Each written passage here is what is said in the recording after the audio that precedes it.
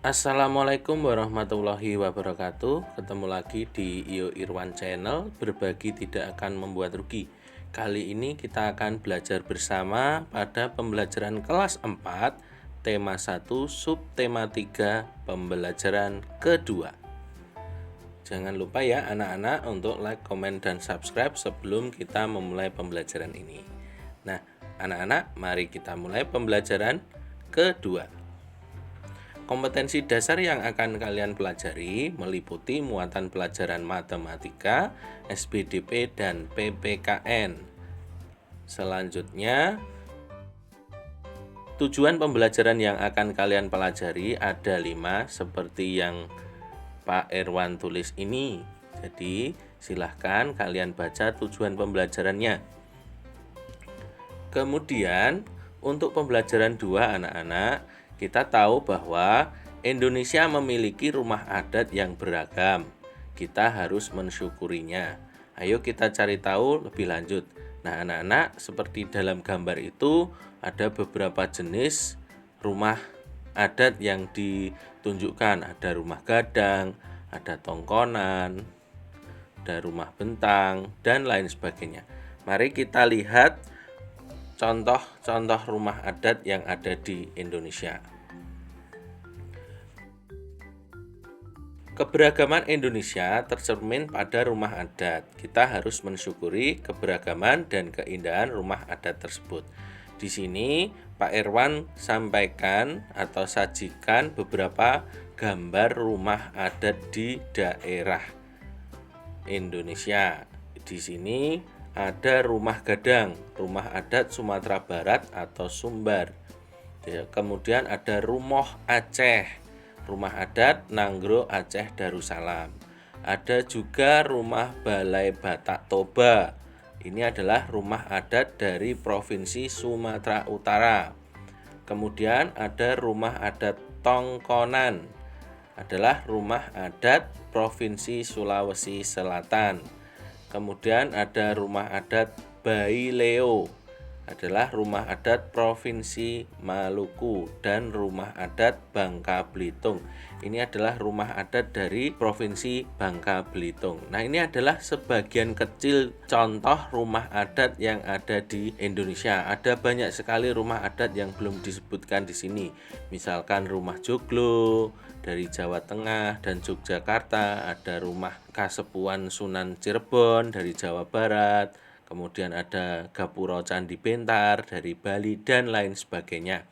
Nah, anak-anak, rumah adat ini perlu kita lestarikan agar nanti kita bisa mengetahui bahwa Indonesia memiliki kebudayaan yang adiluhung, kebudayaan yang dimanifestasikan atau diwujudkan dalam bentuk rumah adat tersebut.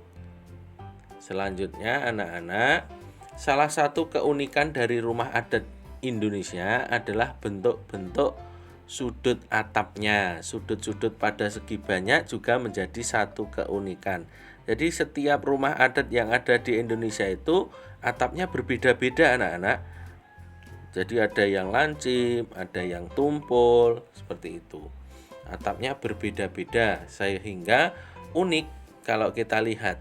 Nah, keunikan itu juga ada pada sudut-sudut pada segi banyak tertentu. Misalkan seperti ini anak-anak. Di sini kita lihat di sini adalah bangun persegi. Kemudian di sini adalah segitiga. Kemudian ini segitiga sembarang. Kemudian yang di sini adalah bangun seperti ini anak-anak. Kalau kita sebut segi apa, ini ada, kita hitung sisinya 1, 2, 3, 4, 5, 6, 7, 8, 9, 10, 11, 12. Berarti ini segi 12 anak-anak. Nah, di sini keunikannya itu anak-anak, setiap bangun datar itu berbeda-beda bentuk sudutnya. Kita lihat persegi di sini. Persegi dengan segitiga ini beda. Dengan yang ini segitiga sama-sama segitiga ini segitiga seperti ini sama sisi, dan ini segitiga sembarang, sudutnya beda. Dan di bagian ini segi 12 ini juga berbeda. Anak-anak, kita juga bisa melakukan uji coba untuk mengukur banyak sisi, besar sudut pada segi banyak, dan jumlah besar sudut pada segi banyak. Kita lihat di bangun segitiga, kita lihat saja banyak sisinya berapa. Nah, kita lihat banyak sisi segitiga ada 3, besar sudutnya pada segi banyak itu adalah 60 untuk setiap sudutnya. Kemudian jumlah besar sudut pada segitiga 3 kali 60 ada 180 derajat. Kemudian untuk yang segi 4 ini anak-anak, kita lihat bahwa banyak sisinya ada 4. Besar sudutnya untuk tiap sudut ini adalah 90. Jumlah besar sudutnya adalah 4 kali 90, 360. Kemudian untuk segi 5 ini kita lihat bahwa ada 5 sisi. Kemudian besar sudutnya adalah 108 untuk tiap sudut ini. Kemudian jumlah besar sudutnya adalah 540. Ini segi berapa anak-anak? Iya, segi 7. Besar sudutnya adalah 128,6 dan di sini jumlah besar sudutnya adalah 900. Lalu yang terakhir ini adalah segi 6. Untuk segi 6 tiap sudutnya ini adalah 120 derajat dan jumlah besar sudutnya adalah 720. Nah, bagaimana cara menentukan ini adalah dengan mengukurnya menggunakan busur derajat. Kamu bisa mengukur gambar yang ada di buku atau kamu bisa juga mengukur gambar yang ada di HP-mu dengan busur derajat tersebut, atau bisa kamu cetak gambar-gambar yang berkaitan dengan segitiga, persegi, segi 5, segi 7 dan segi 6 beraturan. Kemudian untuk besar sudutnya itu dari busur derajat tadi, jumlah besar sudut pada segi banyak untuk dijumlahkan itu adalah dari hasil perkalian banyak sudut dikalikan besar masing-masing sudut. Sudah paham kan anak-anak? Kalau sudah paham, kita lanjutkan. Apakah kamu dapat simpulkan apa hubungan besar sudut pada dengan sisinya? Nah, anak-anak, kira-kira seperti ini contoh kesimpulannya. Segi banyak. Hubungan besar sudut pada segi banyak dengan sisinya adalah semakin banyak sisi pada segi banyak beraturan, maka semakin besar sudut yang dibentuk oleh masing-masing sisinya. Kita lihat tadi bahwa segitiga besar sudutnya adalah 60. Kemudian segi 4 tadi besar sudutnya adalah 90. Kemudian segi 5 besar sudutnya adalah 108. Kemudian segi 6 besar sudutnya adalah 120 dan segi 7 128,6. Jadi nanti kalau segi 8 pasti lebih besar lagi. Jadi hubungannya seperti itu anak-anak. Semakin banyak sisi dalam segi banyak beraturan, maka besar masing-masing sudutnya yang dibentuk itu adalah semakin besar.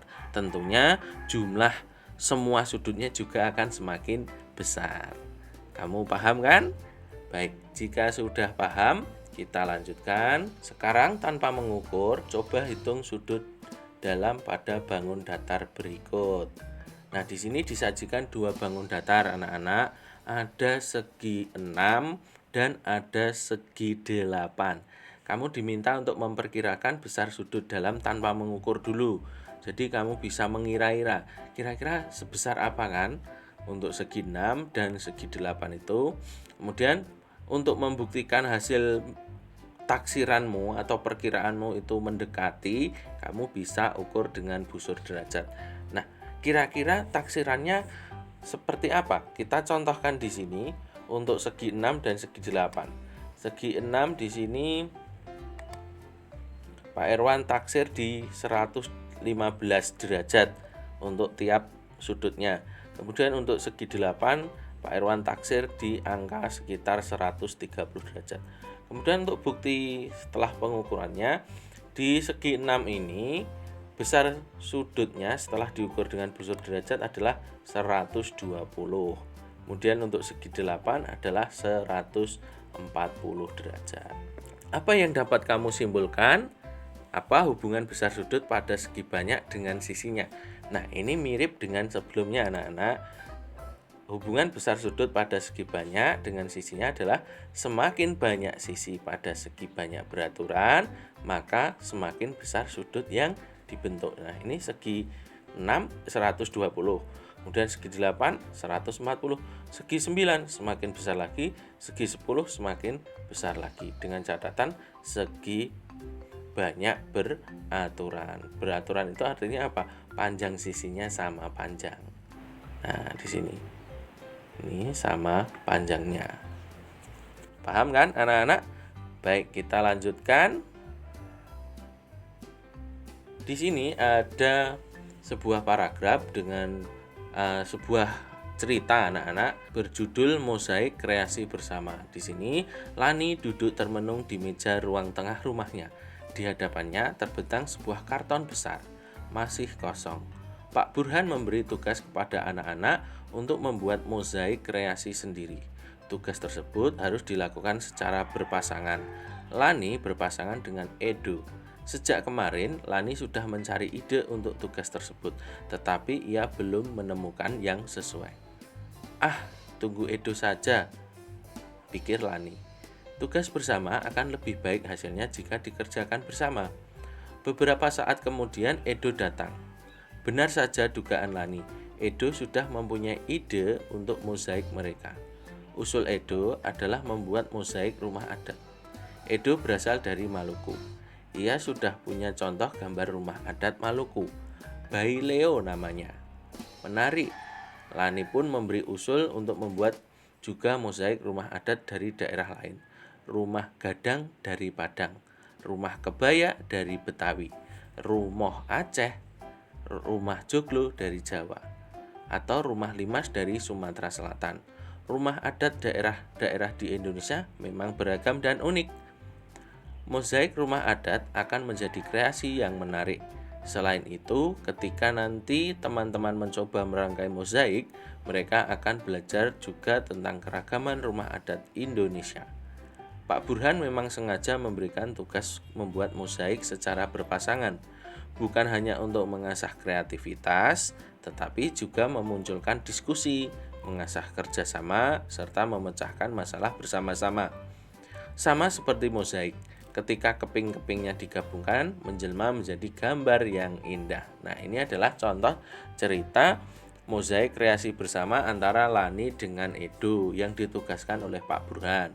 Nah, ketika membuat mozaik tentunya akan muncul diskusi, kira-kira rumah adat apa yang akan dibuat. Nah, di samping itu ada contoh mozaiknya anak-anak, itu membuat rumah dengan batang korek api. Di sini menempelkan batang korek api yang disusun sehingga menjadi sebuah rumah yang indah.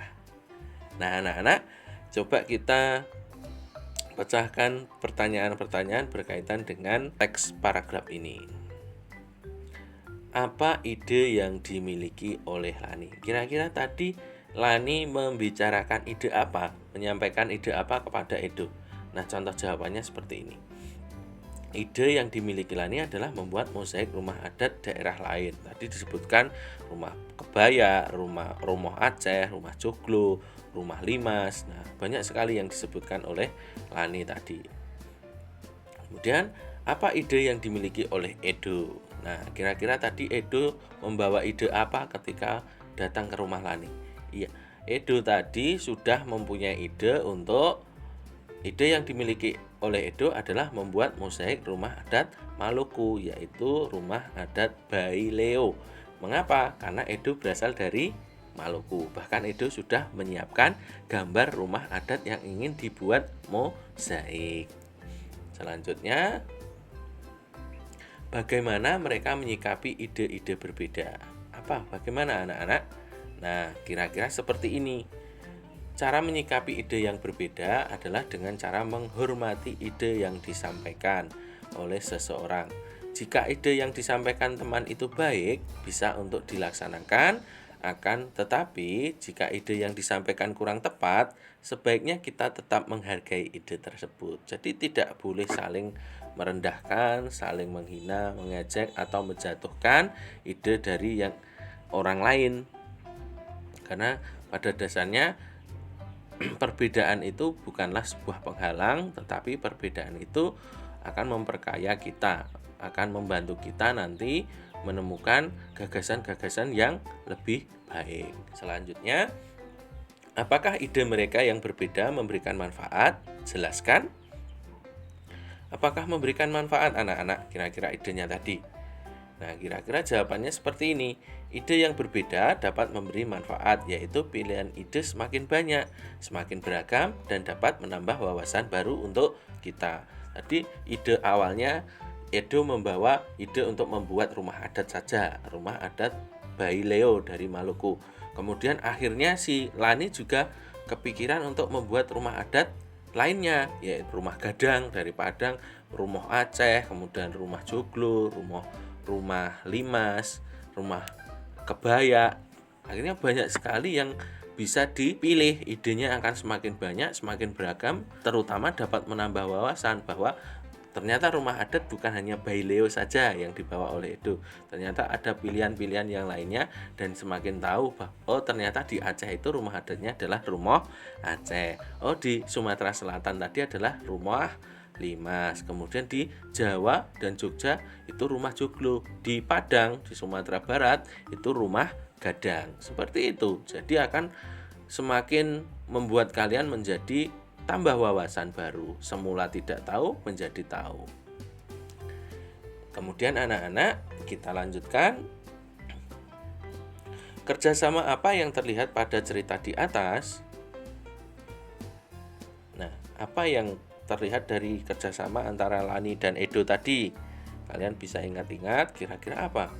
Iya, contoh jawabannya adalah kerjasama yang terlihat adalah kerjasama dalam membuat mozaik rumah adat, di mana mereka tadi berdiskusi untuk menyampaikan ide masing-masing, kemudian dibuat bersama-sama. Selanjutnya, apa manfaat kerjasama dalam keberagaman? Iya, tentunya kerjasama dalam keberagaman itu mempunyai manfaat. Manfaat kerjasama dalam keberagaman adalah agar tercipta kerukunan, kekeluargaan, saling menghargai, saling menghormati, dan saling mendukung. Nah, ini adalah dasar dari terwujudnya persatuan dan kesatuan. Dengan adanya kerukunan, kekeluargaan, saling menghargai, saling menghormati, saling mendukung antar sesama manusia, kemudian akan kita biasakan dengan siapa saja, maka tercipta kerukunan yang memperkokoh persatuan dan kesatuan. Tentunya bisa di rumah, di sekolah, di masyarakat, sehingga akhirnya mewujudkan negara yang bersatu, negara yang kokoh, tidak mudah untuk dipecah belah. Selanjutnya anak-anak, hal baik apa yang bisa didapatkan ketika mereka bekerja sama dalam keberagaman? Kira-kira hal-hal apa yang didapat? Hal-hal baik apa yang diperoleh ketika bekerja sama dalam keberagaman? Nah, kira-kira seperti ini anak-anak. Manfaat kerjasama dalam keberagaman adalah agar tercipta kerukunan, kekeluargaan, saling menghargai, saling menghormati, dan saling mendukung. Jadi tadi hampir sama dengan jawaban sebelumnya, intinya mereka akan mendapatkan hal-hal yang baik seperti terciptanya kerukunan, rasa kekeluargaan, rasa saling menghargai, rasa saling menghormati, dan rasa saling mendukung. Selanjutnya, nilai-nilai apa yang dapat kita contoh dari cerita Lani di atas? Apa yang bisa kita contoh dari cerita Lani? Nah, cerita Lani tadi kita dapat mendapat pelajaran seperti berikut ini. Nilai kerjasama dan nilai menghargai pendapat orang lain. Jadi kita tentunya dengan adanya perbedaan tadi tetap kita bisa bekerja sama, dan kita adanya perbedaan ide tadi kita bisa menghargai pendapat orang lain. Nah, mari kita lanjutkan. Tuhan telah menganugerahkan perbedaan kepada kita semua. Tuhan juga telah memberikan kita teman-teman yang berbeda. Dari hal tersebut kita belajar banyak hal. Nah, kita lihat tadi Lani dan Edo tentunya berbeda. Edo tadi dari Maluku, Lani bukan dari Maluku. Kemudian Lani itu perempuan, Edo itu laki-laki. Kemudian rumah adat mereka juga berbeda, adat istiadat mereka berbeda. Bahkan agama Lani dengan Edo juga berbeda. Nah, mereka bisa bekerja sama karena mereka yakin bahwa perbedaan bukanlah penghalang antara mereka. Perbedaan adalah anugerah dari Tuhan yang Maha Kuasa. Dengan adanya perbedaan, maka hal-hal yang dilakukan tadi seperti ide membuat mozaik rumah adat tadi akan semakin banyak pilihan dan semakin bermanfaat, sehingga mereka bisa menemukan hasil atau menghasilkan rumah adat atau mozaik rumah adat yang lebih bagus. Selanjutnya anak-anak, pernahkah kamu bekerja sama dalam perbedaan? Coba ceritakan pengalamanmu. Yang pertama, kamu bisa menceritakan jenis kerjasama apa. Yang kedua, perbedaan yang ada. Ketiga, manfaat dari kerjasama dalam perbedaan. Kemudian yang keempat adalah nilai-nilai baik yang bisa kamu ambil. Jadi kamu bisa ceritakan pengalamanmu. Tentunya kamu pernah bekerja sama dengan orang lain, dan orang lain itu pasti berbeda dengan kamu. Mungkin tempat tinggalnya, mungkin adat istiadatnya, mungkin kebiasaannya, mungkin agamanya, mungkin jenis kelaminnya, dan lain sebagainya. Tulislah ceritamu dan ceritakan kepada temanmu. Nah, di sini ada contoh ceritanya anak-anak. Nah, ini contoh cerita yang bisa kamu tiru ketika kalian membuat cerita tentang kerjasama dalam perbedaan yang pernah kalian lakukan. Mungkin kalian jangan menulis ini karena kamu pengalamannya tentu bukan ini. Tapi intinya kamu bisa melakukan pembelajaran dari sini. Kamu bisa belajar dari apa yang disajikan di sini. Misalkan kita ketika menulis kalimat diawali dengan huruf kapital, diakhiri dengan tanda baca titik. Nah, untuk setiap paragraf diawali dengan menjorok. Kemudian paragraf kedua juga seperti itu, paragraf ketiga dan paragraf keempat.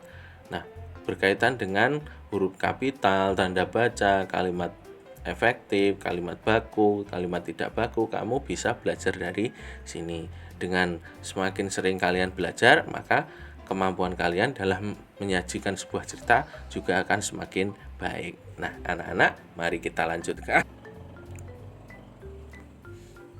Meskipun kita berbeda, kita harus bisa bekerja sama. Kerjasama dalam perbedaan itu akan semakin memperkaya kita. Nah, kalian lihat di sini ada Udin, Beni, Lani, Edo, Siti.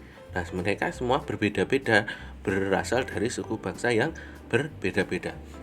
Ada dari Betawi, ada dari Maluku, ada dari Bali, ada dari Padang, ada dari Aceh, dan lain sebagainya. Nah, anak-anak, apa yang sudah kalian pelajari hari ini? Yang pertama tadi, kalian sudah mempelajari pengukuran sudut pada bangun datar beraturan. Dan yang kedua, kalian sudah mempelajari keragaman dalam bekerja sama. Nah, anak-anak, demikian yang dapat Pak Irwan sampaikan. Semoga yang Pak Irwan sampaikan ini bermanfaat untuk kalian semuanya. Jangan lupa untuk rajin belajar, rajin membaca, agar kalian semakin pintar, semakin cerdas, dan bermanfaat untuk kalian sebagai bekal kehidupan kalian di masa yang akan datang. Sampai jumpa lagi di pembelajaran berikutnya. Wassalamualaikum warahmatullahi wabarakatuh.